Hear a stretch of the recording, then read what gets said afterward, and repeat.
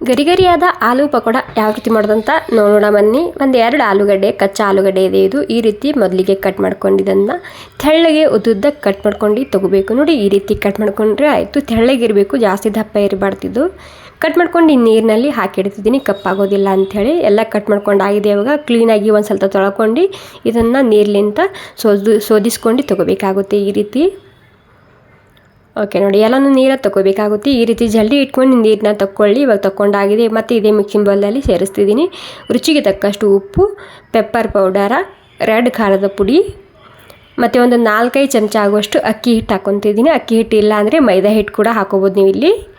ಒಂದು 4 ಚಮಚ ಅಕ್ಕಿ ಹಿಟ್ಟು ಹಾಕ್ಕೊಂಡಿನಿ. ಇವಾಗ ಎಲ್ಲನೂ ಸೇರಿಸಿ ಮಿಕ್ಸ್ ಮಾಡ್ಕೊತಿದ್ದೀನಿ. ಬೈಂಡಿಂಗ್ ಬರಬೇಕು ಅಷ್ಟೇ, ಜಾಸ್ತಿ ಹಿಟ್ಟು ಸೇರಿಸ್ಕೋಬಾರ್ದು ಇಲ್ಲಿ. ಓಕೆ ನೋಡಿ, ಈ ರೀತಿ ಮಾಡ್ಕೊಂಡು ಎಣ್ಣೆಯಲ್ಲಿ ಕರಿದಿರಿ ಸಾಕು. ತುಂಬಾ ಗರಿಗರಿಯಾಗಿ ಬರುತ್ತೆ ನಮ್ಮ ಪಕೋಡ.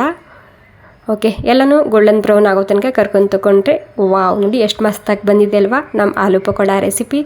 ಓಕೆ, ಈ ರೆಸಿಪಿ ಸ್ವಲ್ಪನಾದರೂ ಇಷ್ಟ ಆಗಿದ್ರೆ ಒಂದು ಲೈಕ್ ಮಾಡಿ. ಥ್ಯಾಂಕ್ ಯು ಸೊ ಮಚ್ ಎಲ್ರಿಗೂ.